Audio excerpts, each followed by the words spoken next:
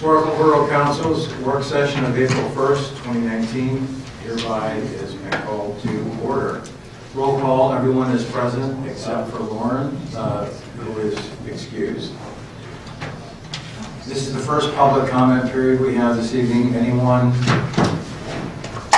out in the audience tonight care to address council on any issue whatsoever? If so, please step forward. If not, the first public comment period is closed. Under my portion of the agenda, I want to remind everyone that statements of financial interest are due May 1st, and they should be filed in the borough office. Lauren isn't present this evening to discuss the Environment Committee. Is there anyone on the committee here this evening who has anything they'd like to present from that committee?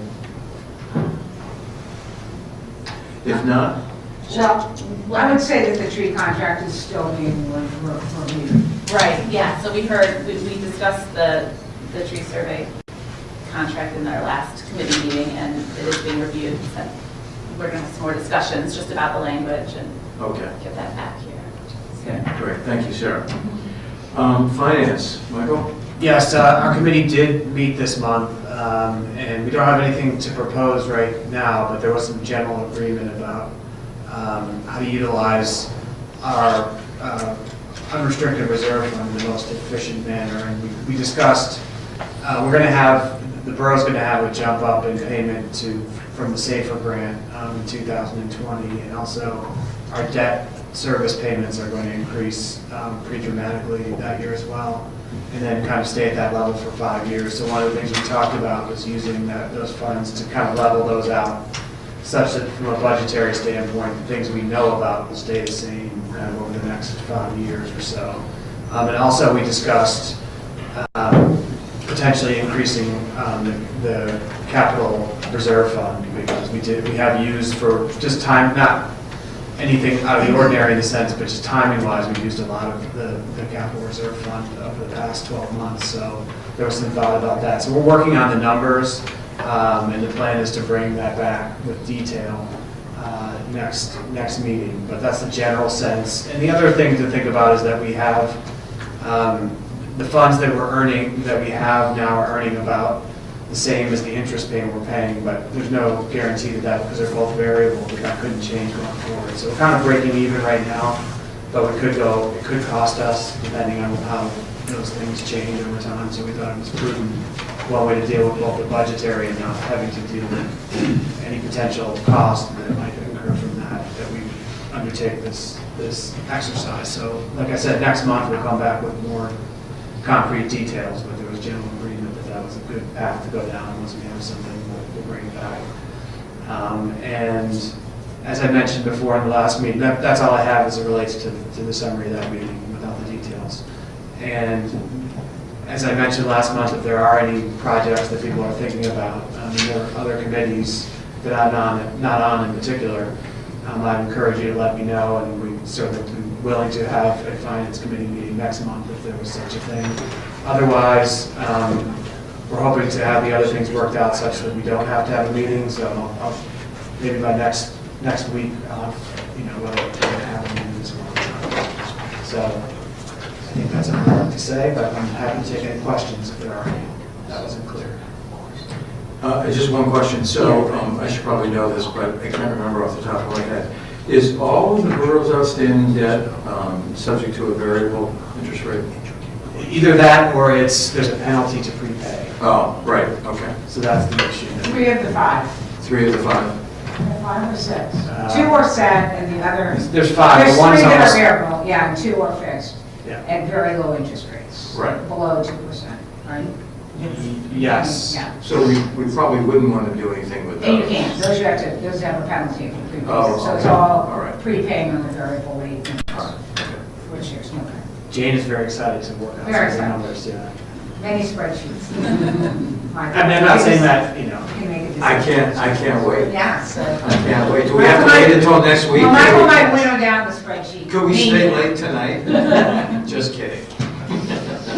He was equally excited when I told him to All go right. on spreadsheets. I can tell everyone else's as well. That's all I have unless there's any other questions. Great. On that EAC update, I'm pretty sure that Lauren said that the EAC was going to come and present an annual report, which apparently they're supposed to do. So I think, who was at that meeting? Do you remember, because remember Elizabeth Jenkins said she was going to deliver that? I'm pretty sure that'll be at the next meeting, the next legislative session. So somebody from the EAC will be here. Okay. Anything else on finance? Any questions? No? Thanks, Mike. Sarah, general government? So, trying a new thing, I brought a computer, so now I'm trying to figure out what to do. I'd like to discuss the ordinance that amends the statute regarding the size and the duties of the Swarthmore Human Relations Commission that you all got in the email. As I mentioned in previous meetings, I've been working with the General Government Committee to address discrimination and bias incidents that occur in and around our borough. And we started by having a meeting in January that turned into somewhat of a community forum regarding the issue. And from there, I met with the current HRC members to discuss their role. And all of them agreed to expand their commission in size and also clarify their scope to enable them to serve the entire community.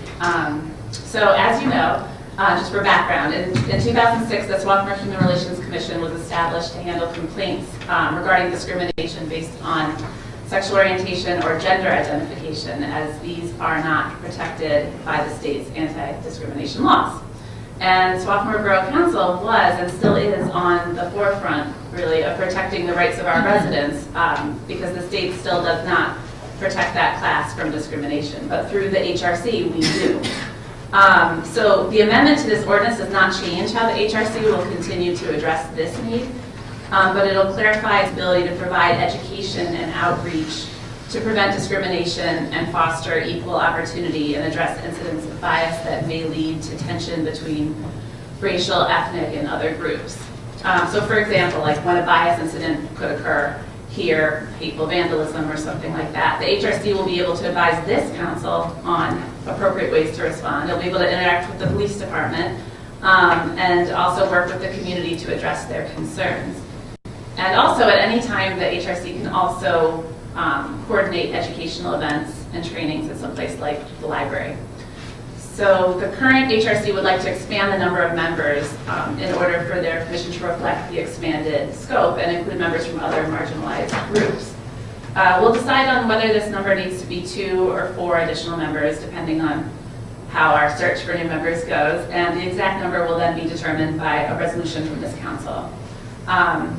Also, so you know, the General Government Committee agreed to recommend this version of the amended ordinance. Is there any questions or discussion? Right, so the way it's written now, it says between 5 and 7. Right. But you're saying it may actually, this ordinance may actually provide for more than that. And I see that the exact number can be established from time to time by resolution. Right, so the purpose of that, it needs to be established so we can know how we have a quorum, you know, Right. to make our votes and everything Right. like that. Right. But this gives it some leeway, so let's say we get 5 now, and let's say there's more interest over time, we could always expand it then to 7 members. It just gives us a little bit more chance, and you know, we want an odd number. Right, sure, of Yeah. course, right. And how currently are members of the commission identified? In other words, how are people? That's a good question. I mean, I know that a lot of them have served for a while, Right. and so they get reappointed, and they want to be reappointed, which is great. Jane could maybe answer a little bit more to that, because that happened before. How were they identified? I know that Courtney came. I think She people came just to come you. forward. Yeah. Have a question. And said, yeah, And the terms are for how long? I think 3. 2 years. I think so. Okay, all I right. have that. I mean, because this is just an amendment to the ordinance. Right, not the right. entire, right, okay, Mhm. okay. So, is this something that we'll be able to vote on in the near future, or is the committee still working on it? No, so what was emailed to you is the proposal for, and we're hoping that it can go out for advertising soon. And next week, we could vote on it. Yeah, Right. okay. All right. So, Any questions or discussion before we put up for a vote next week to be advertised? Would you be looking for alternates too? I don't think the statute calls for alternates. With our other bodies, the enabling statute authorizes the appointment of alternates. So. No, I mean, the hopes are that maybe, though, even if they're not members of the commission, that other members of our community could still be involved with them. One comment I'd have is that, and I had the privilege of reappointing some people, 2 years ago, and talked with them at length about it, and it seems to be complaint-based. So it would seem to be important to put flyers out or something somewhere so people know that they can make a complaint to them. Because if complaints don't come to them, they don't really have an opportunity to do anything. So their abilities are really limited to the degree to which the public is aware of how to reach them and when they can and what it's for. Right, so complaints would still be, though this wouldn't change that system, but I think you're right, that, maybe a lot of people don't know that the HRC as in its current form even exists as a place to make complaints to. But just so we're clear here, the expansion is not really expanding the role, it's more just clarifying that they can also do this education outreach, and that would not be, they would not be handling complaints as far as like racial discrimination or other things like that. That would still go through the Pennsylvania HRC. So this wouldn't change the way the complaints are made. But I agree that a lot of people probably don't know that this body exists. And Well, I guess I'm suggesting if they are now empowered to do more education, they can educate people about how to make complaints. That's a good idea, yeah, sure. Do we have an independent ability to ask them to look into something? Now? I think so, I yeah. always ask, and don't have the other, they'll respond how they choose. Okay, right, because they're an independent body. Right. Okay. Yeah, I mean, and also, the thought is that we will be able to go to them to say, this is what just happened in our community, do you guys have recommendations for a response, or what do you think about this? And, they would most likely know about it already, but if they don't, to loop Right. them in would be Right. the whole idea. That's what I thought we wanted, right? Right, exactly. Any other discussion? No?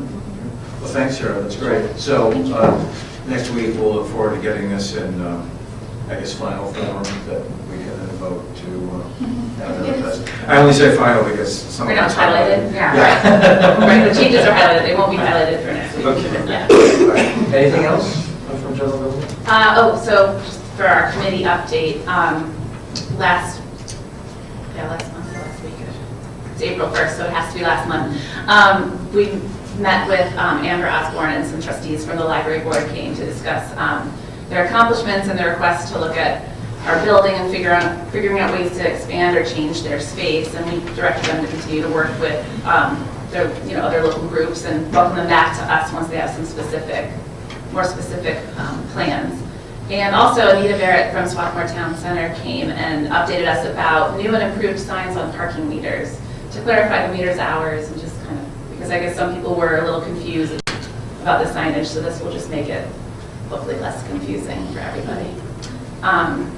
Yeah, I think that's it. Okay. Thanks, Sarah. Sure. Betsy, planning and zoning?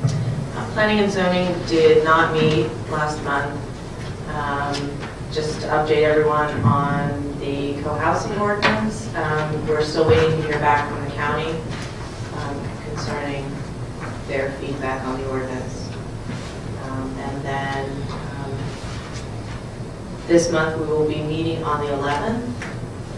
And at that meeting, I hope to introduce 2 candidates that we have for alternates to the zoning hearing board.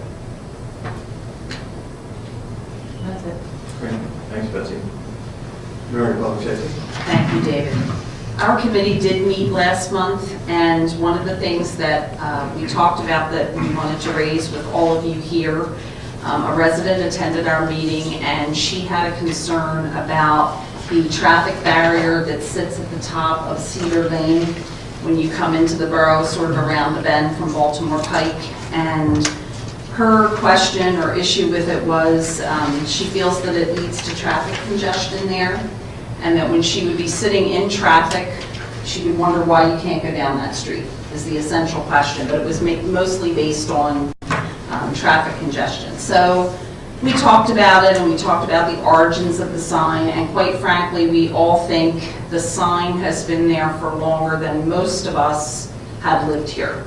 It may be that it's been there as long as 50 years ago, we're not sure. Rick Lee might know, because he's been here longer than all of us. But at any rate, we don't know exactly the origin of the sign, or quite frankly, the legality of the sign, so I'm just going to put it out there like that. But the sign has been there for a long time, and drivers are used to it. So after we had our committee meeting, Jane and I met with Eric, the borough engineer, to get his thoughts on removing the sign, keeping the sign, changing the street to one-way, just what could we do to address the residents' concerns and the fact that, you know, we're not sure about the origins of the sign.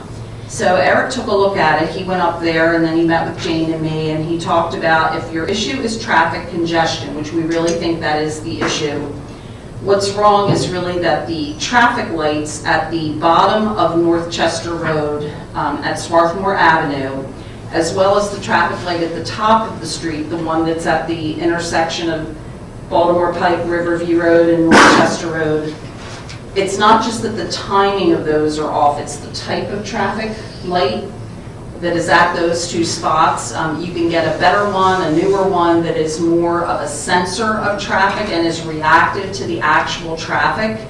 And he thought that that would cure the problem without having to remove the sign at Cedar Lane. And I just want to ask Jane a question. Is there a third traffic light that the borough also owns? I think that if the borough decides to apply for one of the mitigation grants that addresses this issue, because it's a big air quality issue to have light, to have cars hanging around, so there's actually every year a grant. CMAX. Congestion Management Air Quality. Yeah, right. So that all of the lights in Swarthmore would come into play. And I think there was a question too of how they might align with Springfield. Although the first light in Springfield is quite a ways up on Sproul Road. So I think that his thought was none of those lights are communicating with each other all the way down to Fairview. Or has 5 lights, 4 of them would be in the street. So the recommendation, and I just want to say to my fellow committee members, the part about meeting with the borough manager and the engineer came after we had a meeting. But when we had our committee meeting, we wanted to talk to all of you about how you wanted to proceed, because removing that sign would be a huge deal, and it might, in the opinion of the borough engineer, add to traffic problems or maybe even cause accidents, because you're going to have all of this traffic sort of suddenly flowing into that spot. And if you're familiar with where I'm talking about, where you're coming in on Swarthmore Avenue and people are coming around this way, if Cedar Lane is now open, that's going to cause this sort of cross traffic in front of everybody. So what I think we're recommending, and I want my fellow committee members to weigh in if they want to, but what we're recommending is, rather than remove that sign, at least for now, look into getting this grant to get the traffic lights replaced. Did the engineer have any input as to the inflow, just from my experience at that intersection, part of what causes congestion is people coming in from Swarthmore Avenue. And those people seem to think they have a right of way. So did he have any recommendations about that piece of the traffic flow? If there was any different signage or anything we can do there to prevent that? Because I've had instances where I backed up behind that and multiple cars are pulling out there while you sit on 320 and there's kind of nothing you can do.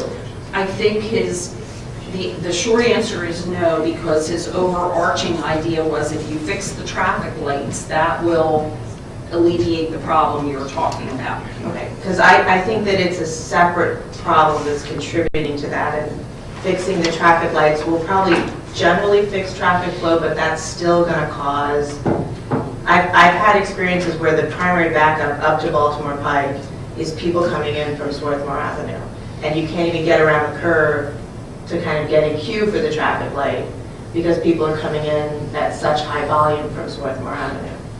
When you say from Swarthmore Avenue, which direction are you coming from? From the Swarthmore side of it, or? From the Baltimore Pike side, you can't come in, Swarthmore Avenue only Right. comes from the one direction. Swarthmore Avenue is that little cut through. Right, but but like to me, Swarthmore Avenue is also coming up and kind of going around the bend. No, that's 320. Does it have a different Well- name there? For a little bit there, it's Swarthmore Avenue, Well, isn't it? 320 is on top of Swarthmore Avenue for a very brief second. Yeah, But where you're talking about Yeah. is to the west of 320, which I think is Sproul Road. is that- Cedar Lane is that? Cedar, I'm sorry. yeah. No, that actually, Cedar Lane is 320. Correct. And Swarthmore Avenue, it does not have the right of way. So Cedar Okay. Lane is 320, the bulk of traffic, where it backs up. Yeah, And I've seen it back up across Baltimore Pike, I'm sure we all have. And I just want to make sure if we're going to try and address this, that we take that piece of it into account, because we could retime the lights and, his solution to what you're saying for the whole thing was the retiming of the lights. And it wasn't just retiming them, the existing lights, they are new lights right.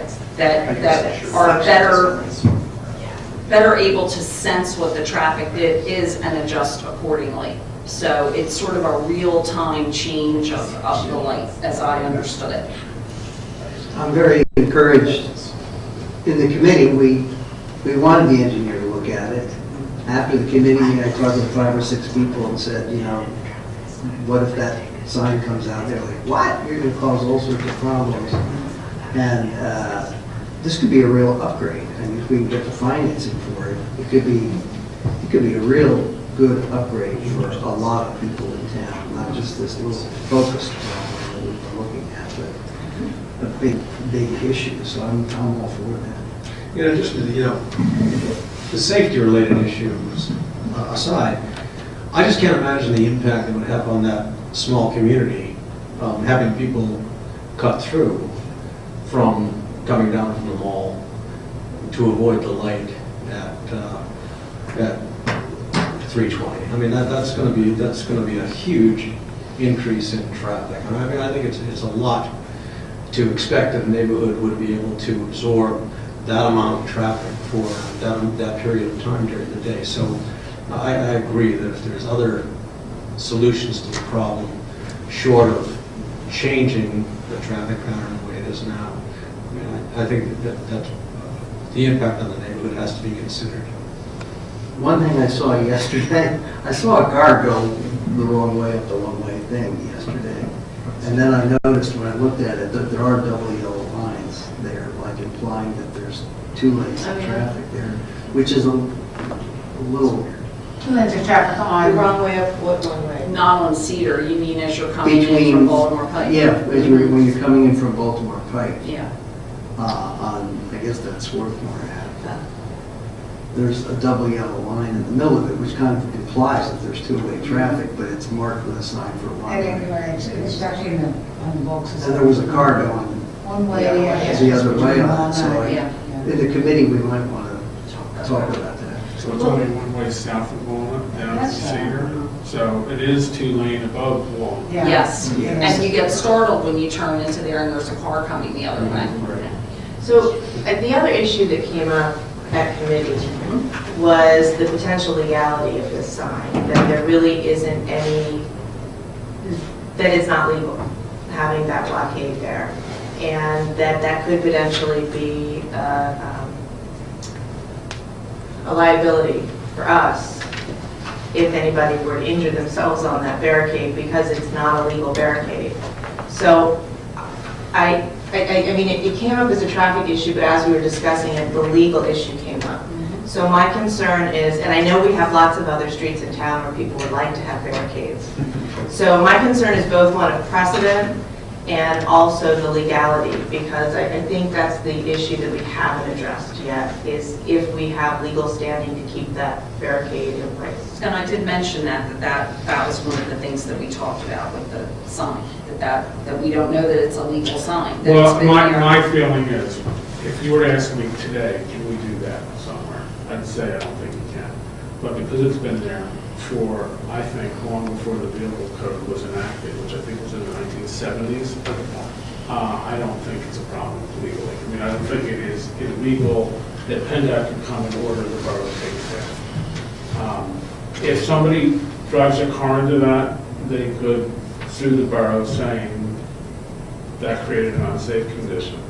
But if you remove it and there's a car accident at that intersection, the borough could get sued saying an unsafe condition was created.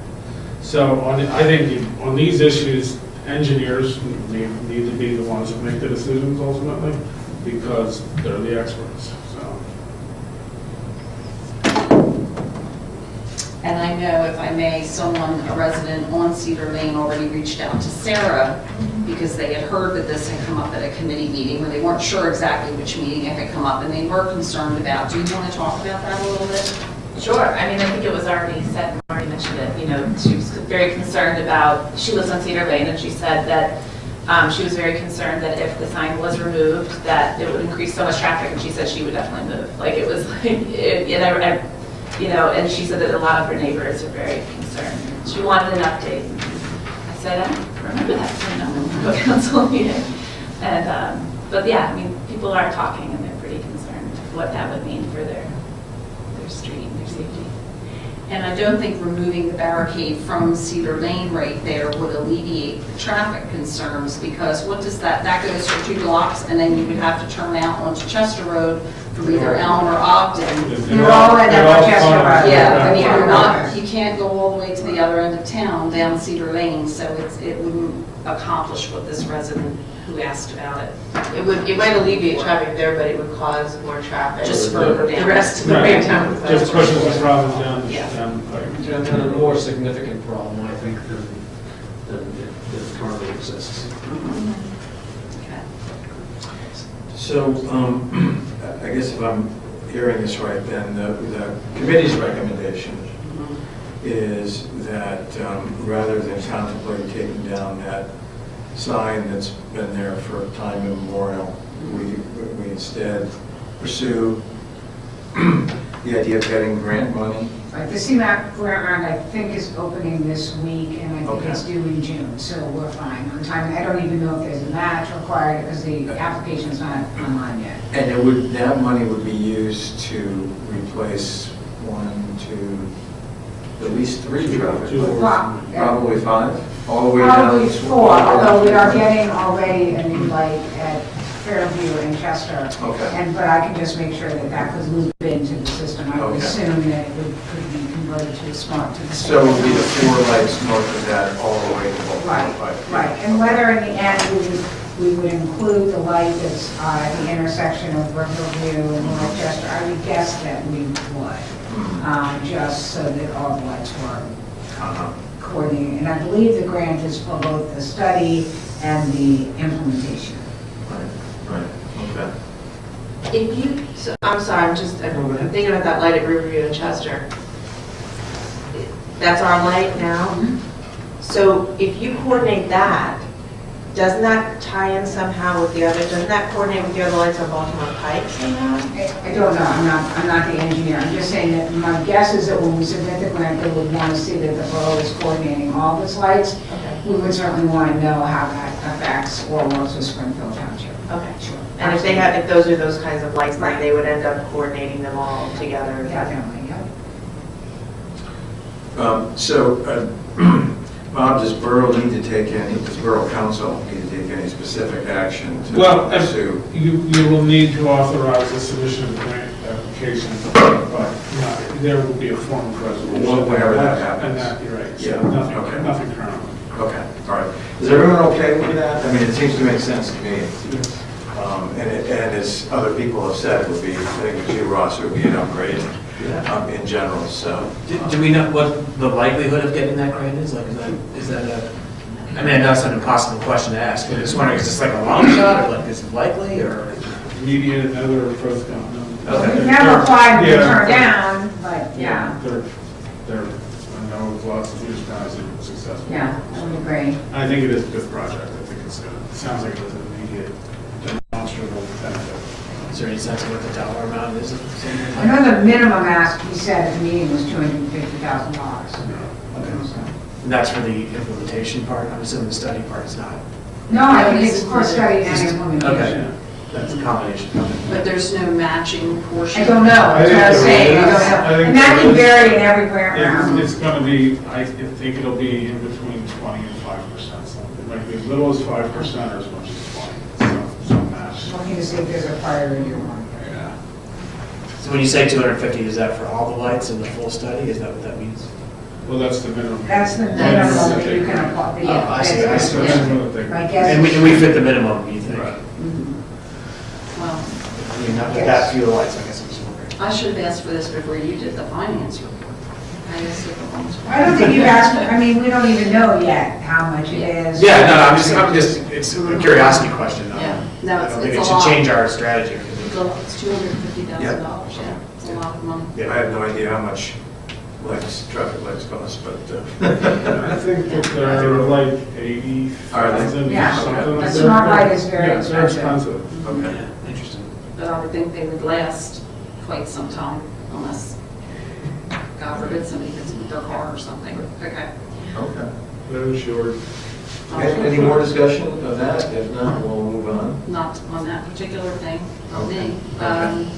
Has everybody had a chance to look at Resolution 2019-3 about the lease of the new police car? It was in your email. So we don't have to do anything with it tonight. We would be voting to pass it or not next week. But does anybody have any questions about it now or discussion about it now? Is this the unmarked car or? No, this is a new marked car. Yeah, new mark. I don't know that there will be any more unmarked cars. I think there will not be. Not unmarked at all? Correct. Oh, okay. Brian drove the unmarked car, and now we're not having somebody drive an unmarked car. Well, there had been discussion of having an unmarked car that was set up, like, so it would be a fully functional police car, just not painted like a police car, so. If you, Go ahead. it's what they call shadow lettering. Yeah. So Yeah. it would be lettered.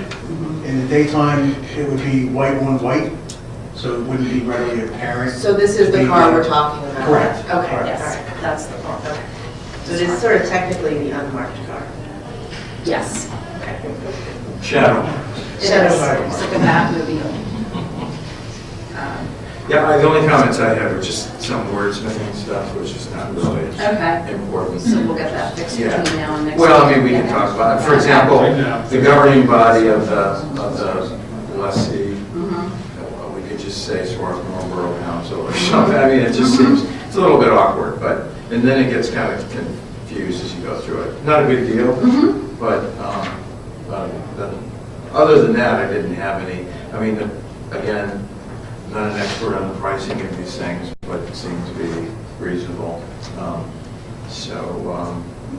Ray and I have talked about next year morphing over to a system. We don't really need this 3-year lease Right. thing. It's not really a lease, it's just some interest. And the way the capital fund is now, we'll talk to the finance committee about it, but we think that we can probably just buy the cars outright and avoid the few $100s that are being paid in financing. But if you don't need it, you don't need it. So we'll work on that next year. All right, so if there's nothing else about that, we are going to be meeting this month. We'll be meeting on Tuesday, April 16th at 7:30 PM here in the Borough Council Room. Public welcome. Thanks, Mary. Ross, Public Works, Parks and Recreation. Okay, so we did meet this month, and we will be meeting this coming month on April 25th, Thursday, at 8:30 in the morning here. And we talked about, at our meeting, our last meeting, we talked about spring cleanings coming up. We talked about street paving, sewer repair, the concrete island removed at 630 Yale Avenue. We talked about the stormwater infiltration bed.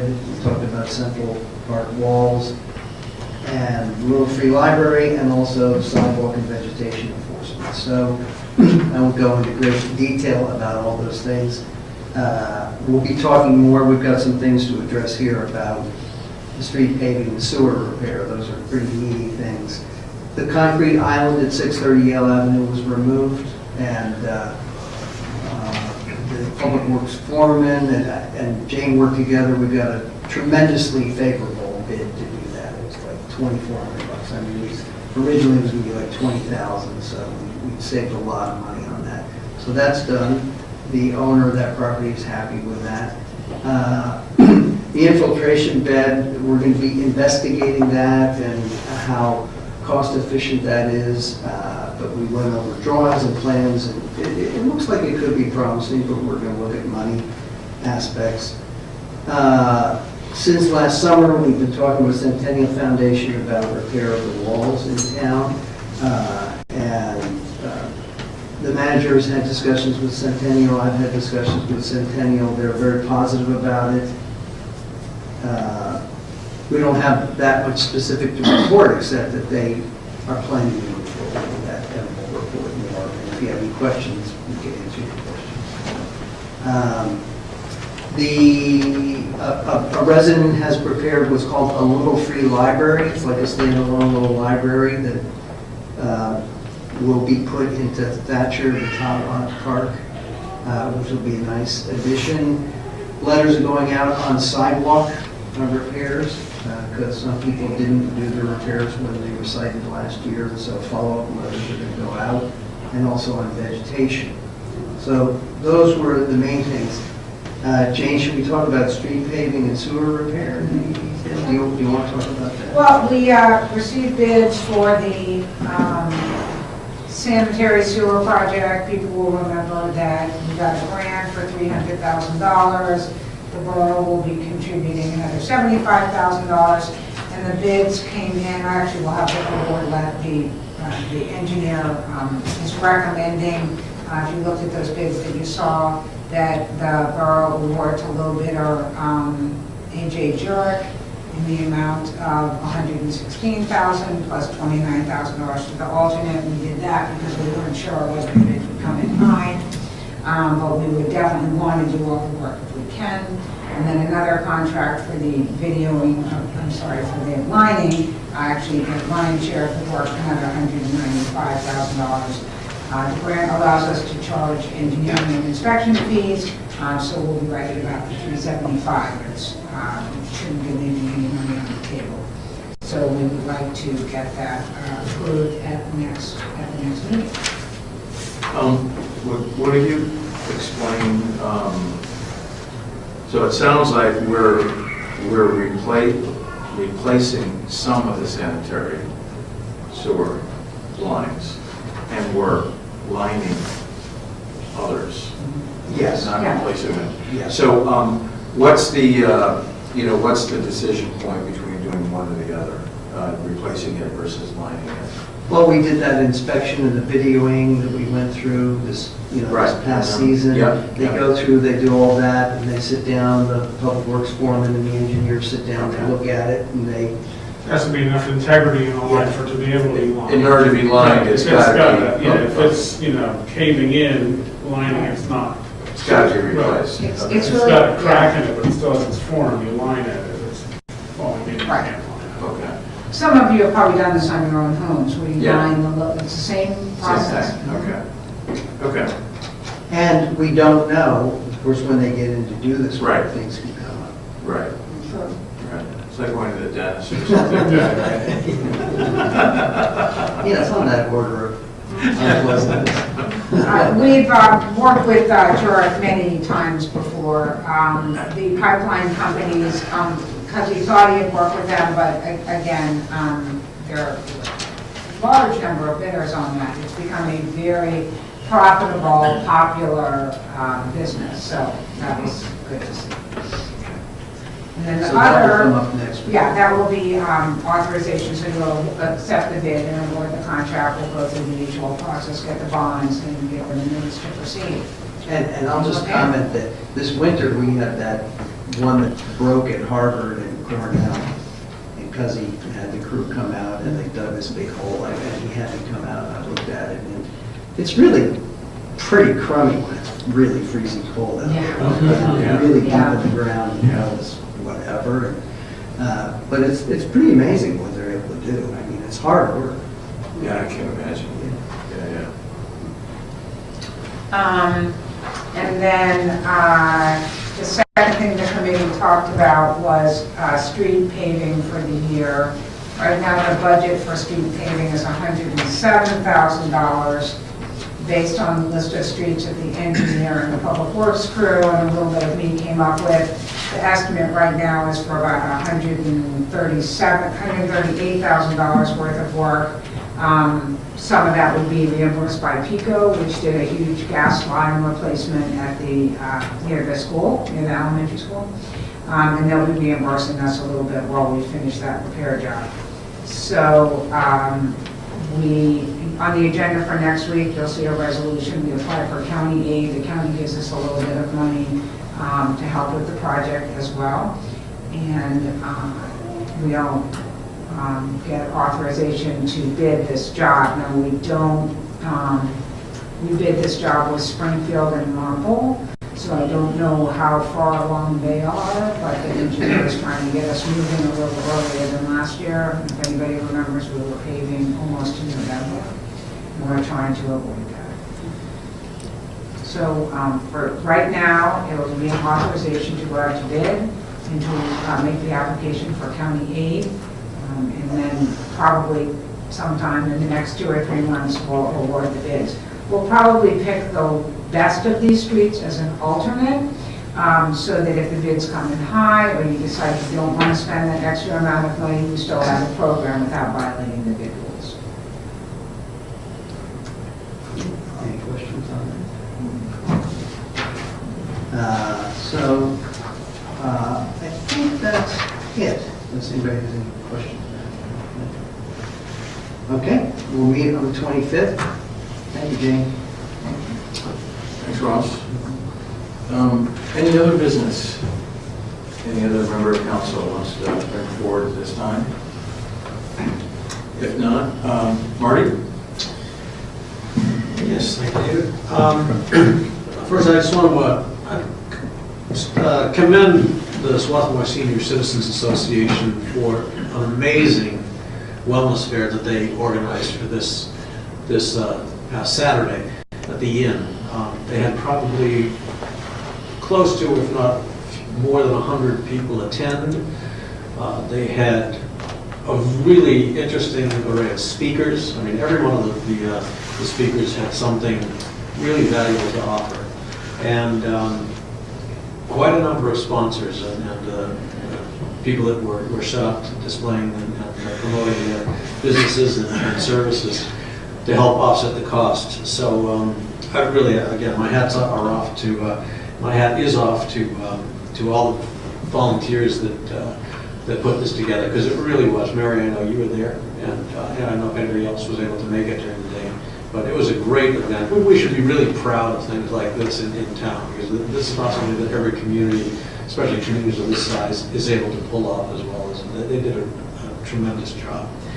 And while we're in the area of commendation, I've already notified David, and I don't know if he got the word out, but next week I've invited Swarthmore College to send representatives of the basketball team to come to the beginning of our meeting to receive a mayoral proclamation on the success of the team this year. Was historic, provided us with hours of entertainment and excitement this year.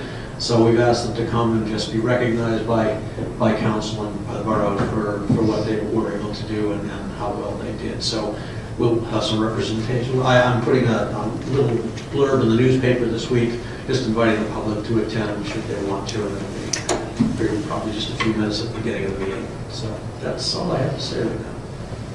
Thanks, Marty. We now have a second public comment period. Any members of the public in attendance that care to address council on any issue? Hearing none. Oh, hearing one. Please. Just wondering, I'm Could here. you just please stand up and, we have to go through the whole process here. Go up to the podium, please. Yes. Up to the podium and announce, please give us your name, even though we already know that, and your address, and carry on. Okay, I'm Barbara Button, I live at 318 Park. We're probably about to get a letter because we haven't finished doing our sidewalks. But I'm just wondering, I'm really interested in the co-housing proposal, and I'm wondering how we get in writing, when it's available in writing, or other issues that you're dealing with, where do we see them, where do we get printouts, or where can we download agendas and so forth for the meetings? So if I misspeak, correct me, Jane, but I believe, so right now, the county is reviewing the ordinance, and when we get that back, it will be publicly advertised for a month, at which point it will be available in the library. I think it's already on the library, it's online. Did you find it online? Yeah. I actually haven't looked because I Yeah, didn't think it was. yeah, we put it on, as soon as it's pending, I'm pretty sure that it's on. And it's mostly been discussed in the planning commission, and are their minutes posted anywhere? Depends if they've gotten into a lease, I don't know the answer to that. But I don't think the ordinance itself would be in their minutes anyway. So I'll check that it's online, we'll put it in the library. Great. And I'll put the comments from the county when we get them. Great. I'll put those in too. Thank you. Yeah. Thank you. And please come back in May if you have any. There'll be a public hearing whatever month, we'll go, it'll probably be in May, for a chance to chat. So it won't be voted on maybe until June or something? No, the hearing can be the same day as the council votes. Or they could do it a work session and a meeting, but it wouldn't extend the process an entire month. It doesn't have to. Okay, thanks.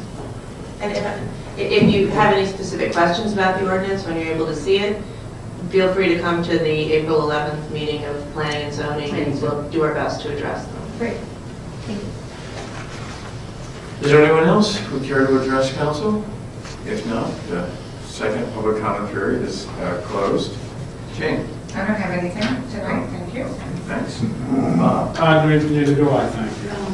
I should Yeah, oh, call yeah. for the executive session. Yeah, we I need did, personnel and executive session. All right, so we will adjourn. Let me ask for a motion to adjourn into executive session.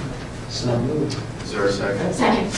All in favor, say aye. Aye. We're adjourned into executive session.